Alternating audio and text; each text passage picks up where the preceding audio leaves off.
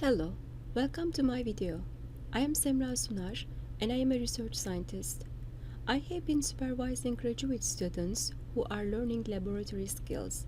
In this video, I will share how embracing desirable difficulties can enhance learning when conducting research.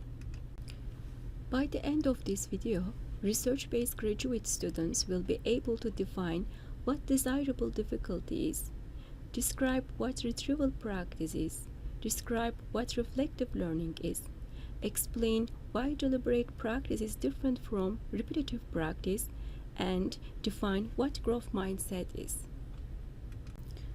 Research-based graduate students must be hard workers and need to work long hours in the laboratory, maybe even weekends. They need to learn new knowledge, skills, and techniques and remember their existing knowledge and skills. These students face several difficulties when conducting their research projects. These difficulties might be due to lack of training and knowledge in how to handle an experiment, troubleshoot, or present research results in seminars or conferences, or in writing manuscripts. If students don't have the background knowledge or skills to recall information from memory, all difficulties become undesirable difficulties. Desirable difficulty is a learning condition that requires more effort to learn but stores knowledge and skills in long-term memory. Students mostly do reading text and engage in cramming study. However, studies indicated that students can forget information very quickly and not store it in long-term memory while using these methods. Retrieval practice, often called testing effect, is the most powerful learning process for retrieving the information from memory.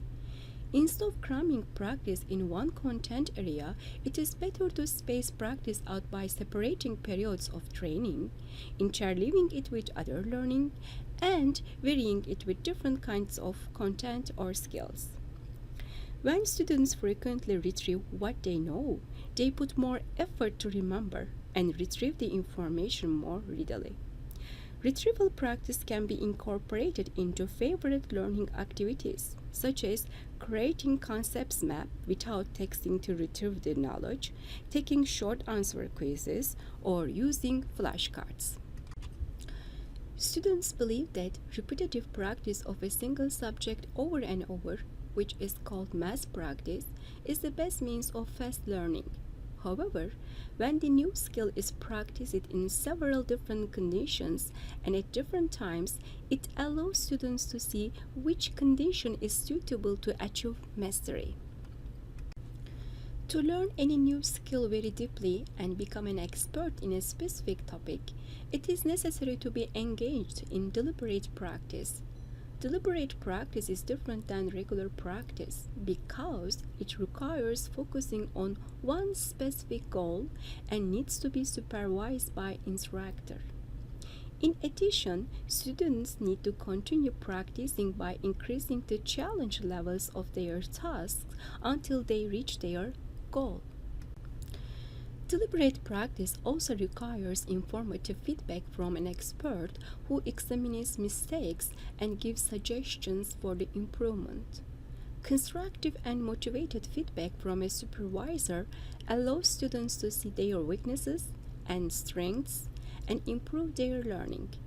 Whenever students gain new skills, then their supervisor should increase the challenge of certain tasks.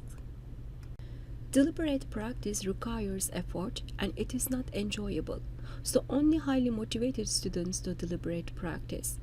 These motivated students develop a growth mindset and work very hard. So what is growth mindset? Growth mindset allows a person to believe that abilities can be developed through practice and training. Students who have growth mindset are engaged with learning and are able to embrace desirable difficulties. During deliberate practice process, students need to learn to reflect on their experiences and knowledge after receiving the feedback from the supervisor. Reflective learning allows thinking and making connections with previous experiences. Reflective learning can be applied in a number of ways, including keeping a notebook to ask critical questions about goals and strategies. Students can think about what went well, what worked, what is discovered, and how to improve. Therefore, a reflective notebook guides students when they are trying to understand specific topics or skills and find creative solutions to difficult problems. Now, I would like to give some suggestions for implementation. My first suggestion for embracing difficulties is that you need to have a positive attitude and be motivated. You should schedule study time and lab work. Since lack of sleep decreases your memory consolidation, you should get enough sleep.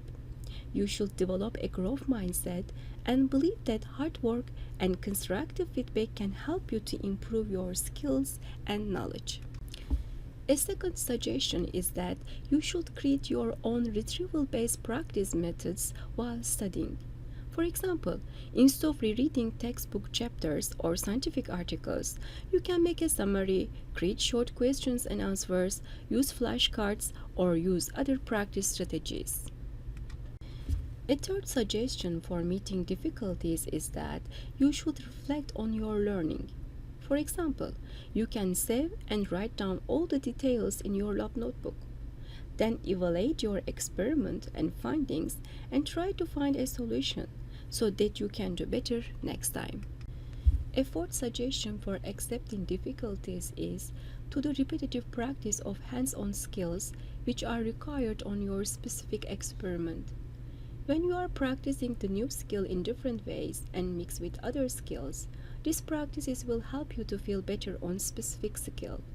For example, to achieve volume accuracy when loading and withdrawing liquids with the pipette, you can practice with different types of pipettes in different ways and different times, and increase the number of repetitions until your hand is comfortable during the process. My third suggestion for embracing difficulties is to engage in deliberate practice under your supervisor's mentorship. For example, deliberate practice is a way to push yourself to become better at presenting posters and writing manuscripts. My final suggestion is to be positive when receiving constructive feedback. If your experiments fails, instead of becoming discouraged with your knowledge and skills, it is better to take your instructor's corrective feedback and reflect on previous experiences to improve the past results. During this presentation, we look at desirable difficulty as a learning condition that supports learning, comprehension, and remembering in the long term.